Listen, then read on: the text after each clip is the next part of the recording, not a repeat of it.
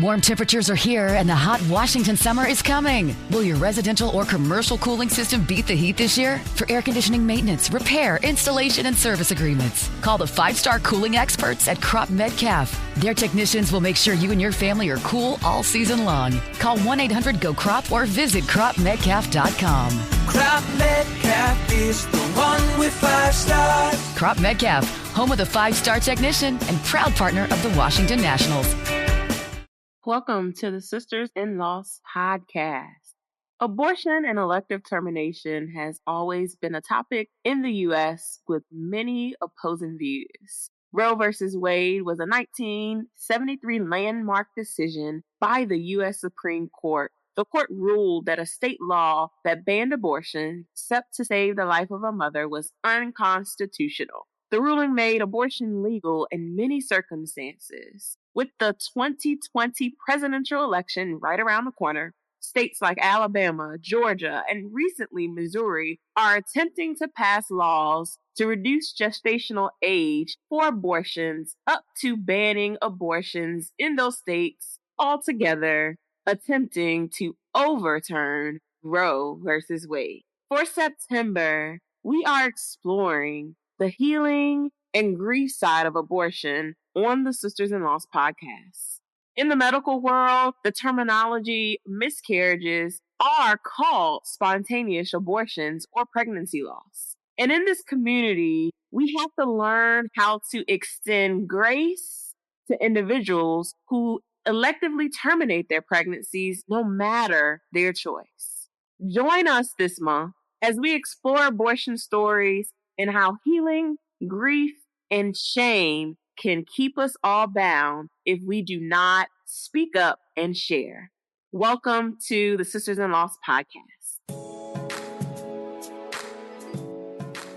You're listening to the Sisters-in-Loss podcast, a faith-based grief and loss podcast for Black women, where you will hear stories of miscarriage, infant loss, stillbirth, and infertility to learn there is a testimony in tragedy. You will learn how to heal, gain clarity, find hope and peace, and turn your pain into your purpose after loss. I'm your host, Erica M. McAfee. Welcome to episode 113 of the Sisters-in-Loss podcast. After being diagnosed with Polycystic Ovarian Syndrome, also known as PCOS, today's guest was surprised when she found out she was pregnant and the child's father asked her to terminate the pregnancy. Raina Brown shares intimate details of her choice to terminate her pregnancy, how she conquered grief, and how she is healing by identifying and naming her baby she never had a chance to hold. This episode is for you to listen to if you have ever been in a relationship and had to make a decision that was life-altering, like deciding to have an abortion. Here is Raina Brown. Thank you, Raina, for being on the podcast. Thank you for having me. Well, I would like for you to share in your own words a little bit about yourself and what you do. Well, of course, I'm Raina Brown. I am a full-time college student in my master's in marriage and family therapy with an emphasis in military families. I am the CEO and founder of Isaiah's Heart, a new beginning before and after counseling and consulting firm. And I will actually be debuting that the 1st of February, where I will let everyone know exactly what I do. What else do I do? I am an advocate for mental health, especially in the African American community. And I am an advocate for those that have been abused. And I am a first-time self-published author and speaker as well. Yeah, so we'll talk a little bit more about your book, but just take us back on that journey, your journey to motherhood, and share with us your journey through loss and infertility. Well, my journey through motherhood actually started when I was 19. I got pregnant after high school in December. I actually got an early Christmas gift. So with that early Christmas gift, it was what we would call happy times, at the same time, scary time. Because at the time, me and my child's father, we were together, but me not knowing that we actually wasn't together, he had a fiance. So to make a long story short, there was some decision that had to be made that I really didn't want to make. It was more of a force, but my journey to motherhood actually stopped March 2007, believe it or not. I had an abortion. I felt like my child was a little boy, so I named him Isaiah Eugene is after my father's name, his first name. And from there, you could say everything kind of went downhill. So with me, mental health is a big thing. And for someone that never thought that they would actually have to go down a road like that, because I've always wanted to be a mother, it's hard because so many people feel like when you have an abortion, it doesn't bother you. But in all actuality, it messes with you mentally and emotionally. So with me having that done, it literally messed me up emotionally and mentally to where that day that I had the procedure done is also the day that my heart turned stone. And you might well could say I died on that table as well. Fast forward to me going off to school, me being sick a whole year while I was away from school, not knowing why. Come to find out, when I moved back to Georgia, I was diagnosed with Polycystic Ovarian Syndrome, which is also known as PCOS.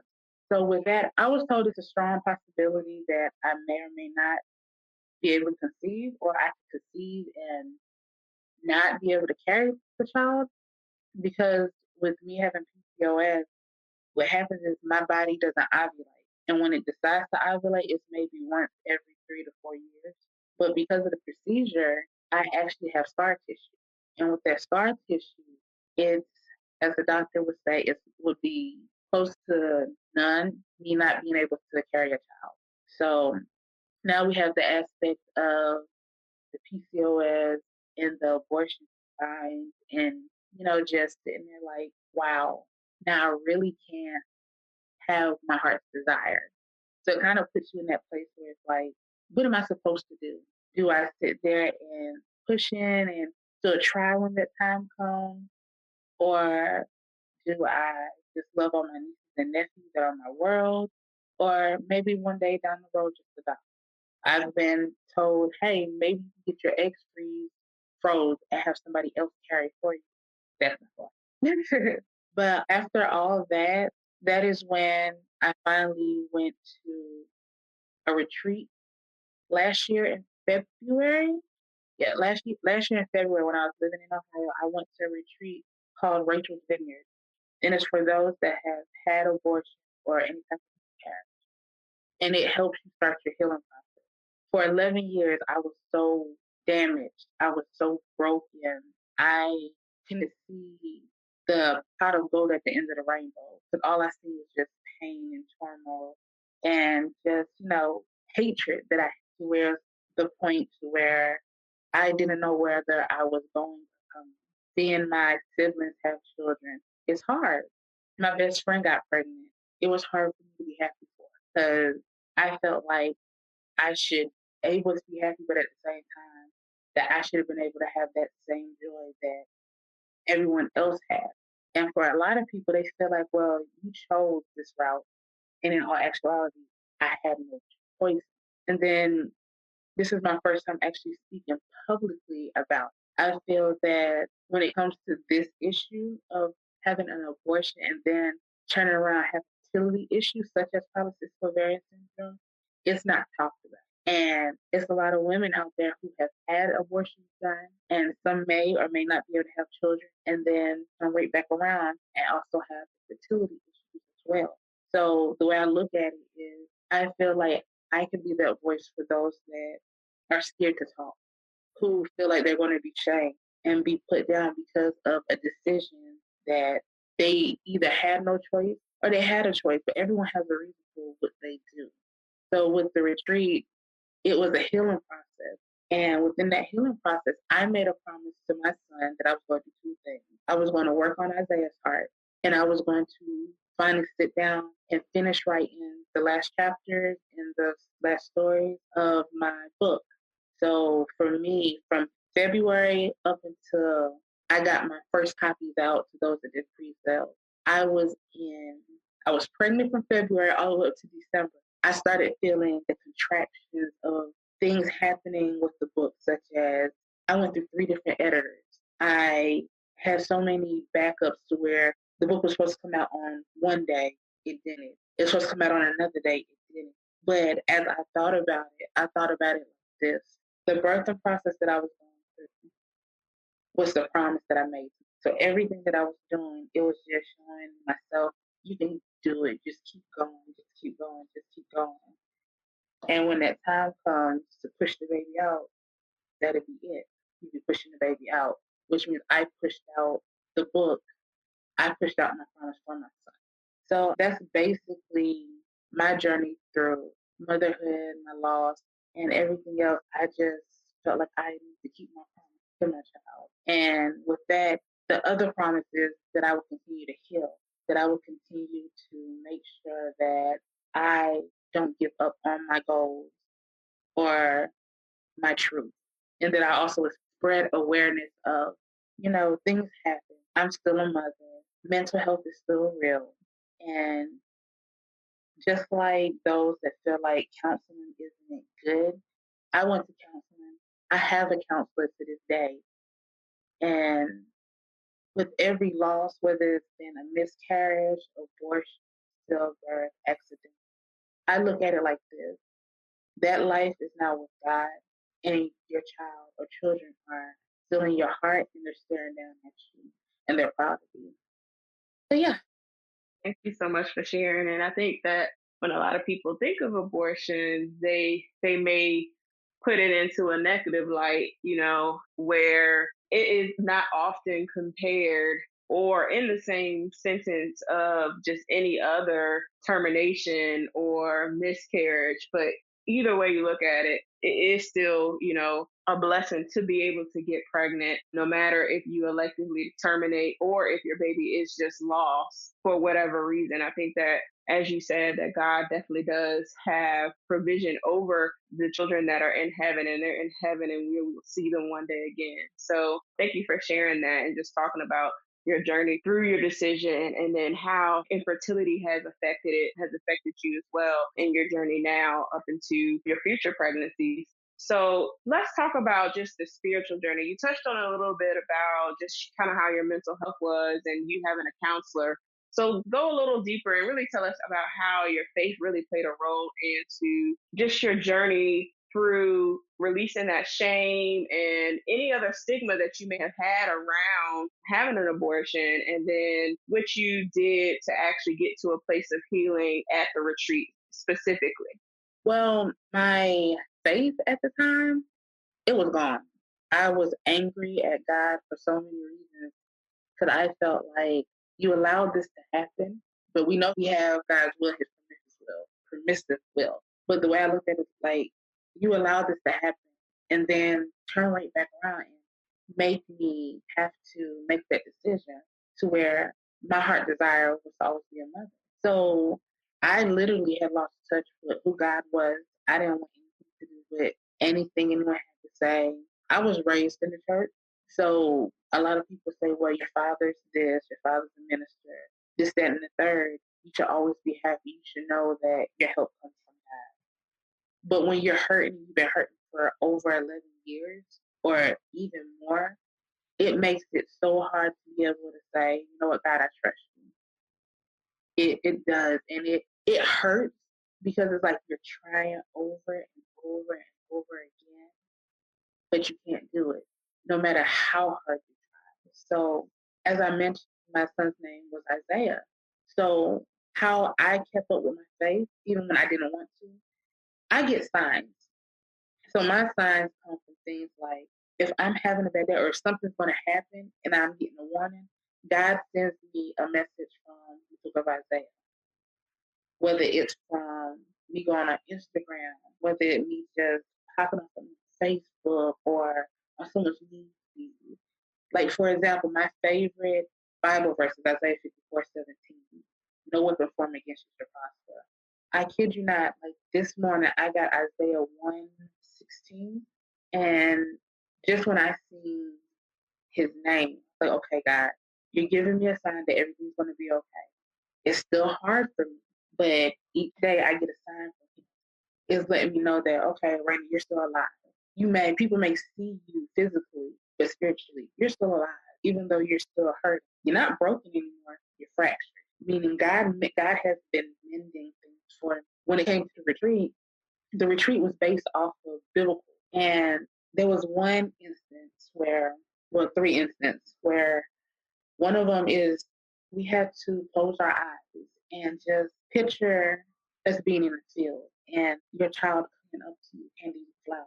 The bouquet that I got, it had one specific flower in the bouquet, and that was sunflower. So when the flowers started dying, I cut the flowers down. I tied them up and I put them on my dashboard when I drove.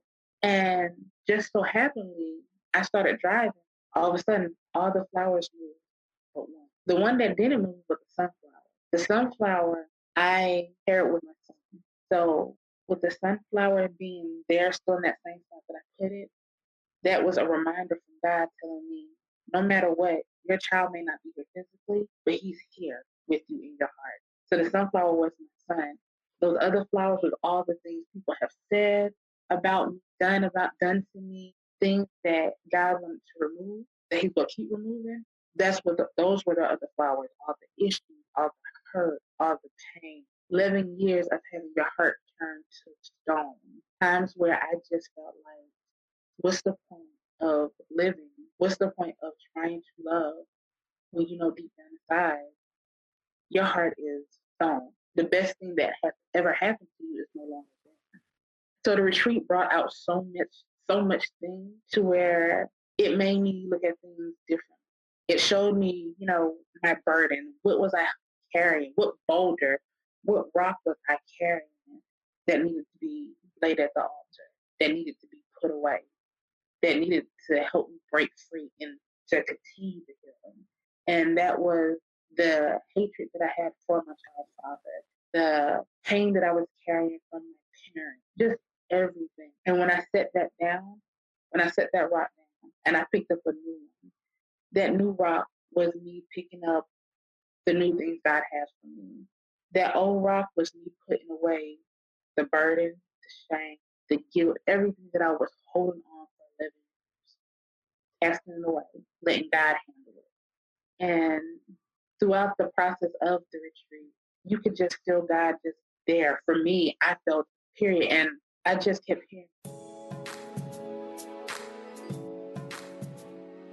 Our Healing in Prayer Summit is coming soon, just in time for Pregnancy and Infant Loss Awareness Month in October. The summit will be held on Tuesday nights for the entire month of October, beginning on October the 1st, 2019 at 7 p.m. Eastern Standard Time. Registration to the Healing in Prayer Summit is free. And guess what? Everything is going to be online and live. We're going to be speaking on topics of healing after loss, trying again after loss, therapy after loss, parenting after loss, and stress management after loss. To register, go to ericamcafee.com/summit. Once again, ericamcafee.com/summit. And I can't wait to see you there. Tell us about your book and kind of what your process was of healing that led you up until writing those last chapters and finalizing the book, and then go into what the book is about. Well, the book is called When the Last Petal Falls, and when you see it, the first thing you're going to see is the cover, and the cover is, again, when I talked about the sunflower, and it has the petals falling off of the sunflower, where you have abortion, shame, abuse. And the last petal that's on the flower is called seed. And basically, when it came for the book-wise, the book has been in process in the making for 11 years. The first draft of the book that I did, I just put it this way. I would have hurt a whole bunch of people's feelings. It would have been a lot of people's feelings getting hurt. And a lot of it has to do with, different aspects of people's life. And some may be mine, some may be other people that I came in contact with. No one will know, because it's more of, I want the person to, when they're reading the book, I want them to be able to say, hey, I see myself, or hey, I know somebody that's been through. I know someone that can benefit. And as I was writing it, it was therapeutic for me because for me, if I don't write it and get it on my paper, it's not going to help me. It's going to basically hinder me, if that makes sense. So the process of it was hard because technically the first chapter I had already wrote, that was 11 years ago. And from there, the second chapter I did it out of order. So like the fifth chapter I did in January of last year before I even thought about going to any type of retreat. My last chapter, which is chapter 3, chapter 3 was actually finished in the 7th month at 7 a.m. I have a thing for number 7 because my son was born the 7th day. So 7 follows me everywhere I go. And it's also the number of completion. So just writing the book, healing, everything that I need to get out, I got out to a certain. I was able to take other people's journey and bring it to life.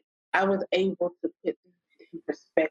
I was able to have people just look at the journey that other people have went through and to see you may have been in a broken place at that time, but you're healed. You're overcoming your strength. You are a beacon of light. You are a force to be reckoned with. You are more than a conqueror. That is basically what I'm saying throughout this book. And it's a combination of short stories. You have maybe some that are a little bit longer than the other, but it's a series. So this one may help a lot of people, and I'm hoping and praying that it does. The next one, I feel like it's going to help even more people. Then the next one's going to help even more people. And it's just raising awareness of hope. In the back of the book, I have a reference sheet where you have the rape hotline, there's an abuse hotline, there's 2 counselors that I put in there, it's a support group that I put in there. It's just to shed light on things happening, not just in African American community, but just all over the world. And just birthing that book, it really just showed me, hey, you're doing what God has called you to do. Yes, you've been through a lot. Yes, you may have felt broken at one point in time, but the fact of the matter is you're healed, you're strong, you're bold, you're brave. You are worth it. And no matter what, it goes back to just because your child is not there, you're still a mother. You may not be able to hold your child physically, but you have a niece or a nephew that has captured your heart. You have just other people that you can draw in with your love, and you're able to help them and show them, hey, this may have happened to me or to someone I know, but this is how you can heal from it. This is how you can take the steps to heal from it. Because in my counseling, when I went to counseling, I found out that because of the traumatic things that I've been through, especially that I developed PTSD. And if I never went to counseling, I would have never known. And I'm also now more aware of my triggers. With me and triggers, I know, hey, if I see something about to happen, I know how to walk away from it. I know how to put something else in place. If I don't put it in place, then there's no way I can sit there and make sure I protect myself and always remember, hey, think right now. What's going to happen if you go back into that deep dark place? How are you going to be able to pull yourself out? What sense or what justice are you doing to the promise that you gave your child?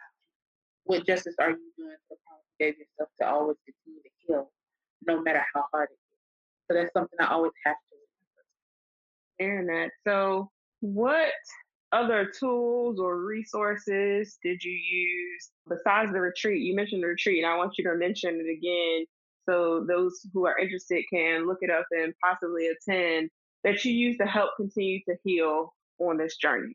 Okay, so the retreat is called the Rachel's Vineyard. The one in Ohio is actually, I think, late this month or next month. Some of the things that I have used is, other than counseling, I use some of the tools such as writing. I do poetry, so I do that. Certain type of music help me. I have my best friend who is my biggest support system. He's my little big brother. So me and him may not talk every day, but he knows when I need that help to pull back.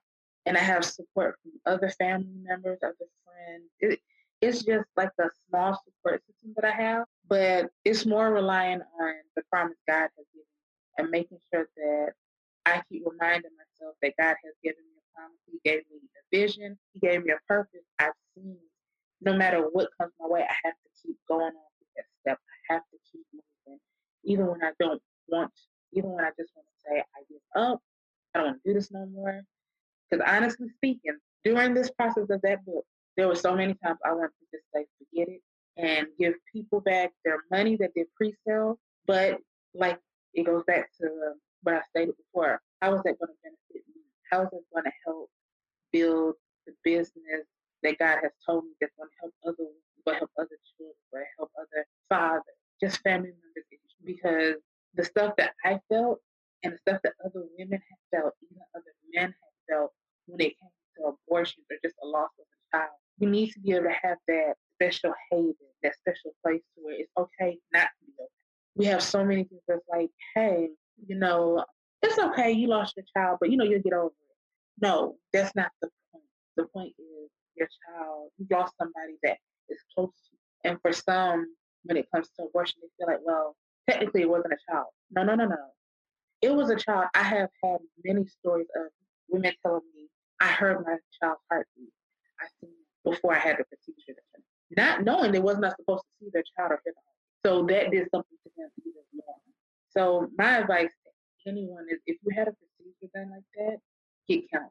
Find that support group because it will actually take off more stress and anguish from you versus you trying to put it on your family members if your family members talk to you. Because some people do it in secrecy. Some people do it with their family around, and after it's done, their family can put up with it. That's it. But until you decide, hey, I want to get that help, I'm tired of being in that dark spot. I'm tired of feeling like my life is worth living. I'm tired of all that. Then you'll be able to say, okay, it's time to get the help. So, what encouraging words can you leave with the listeners who are battling PCOS or just any other infertility diagnosis, and they're ready to begin the process of trying again or just going through that process of getting pregnant?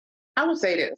Don't let a lot of people inside what you're doing because you may say, oh, I have a big support system. There's a lot of people that don't want to see you. You want to make sure when that time comes and you and your spouse are ready to try or your partner are ready to try to make sure that it's intimate enough to be like, okay, this is what we're going to do. This is how we're going to do it. And, just keep uplifting each other. Just remember that you're not alone because with PCOS, it makes you feel like you're alone because of the different things you go through, the infertility, the mood swing, the hair, everything, depression, and literally just be there for one another.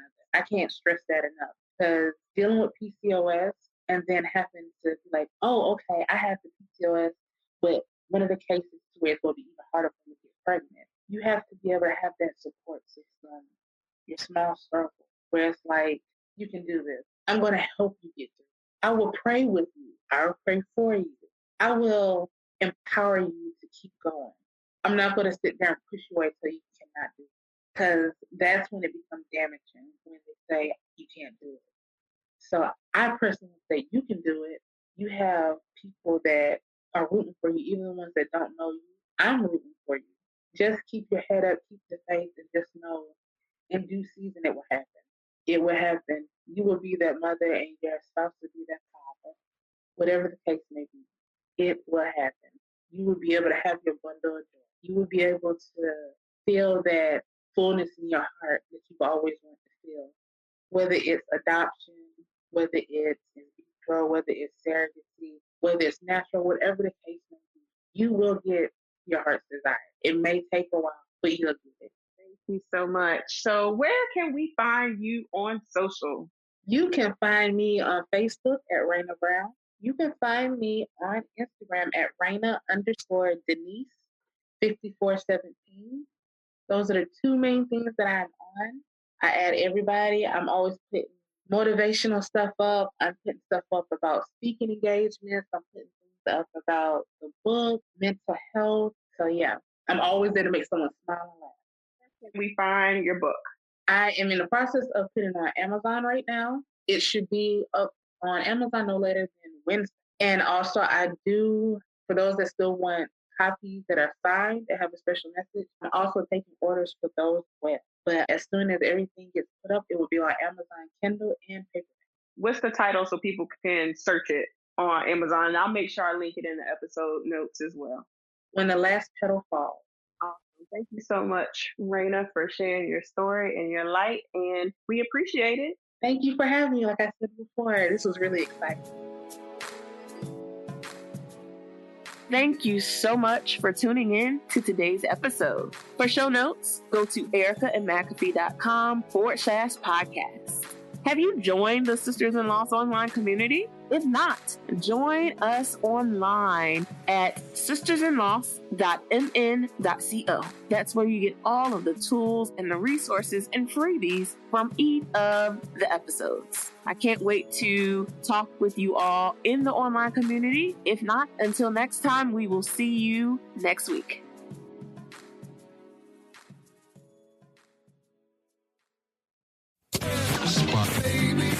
Ready for a remix?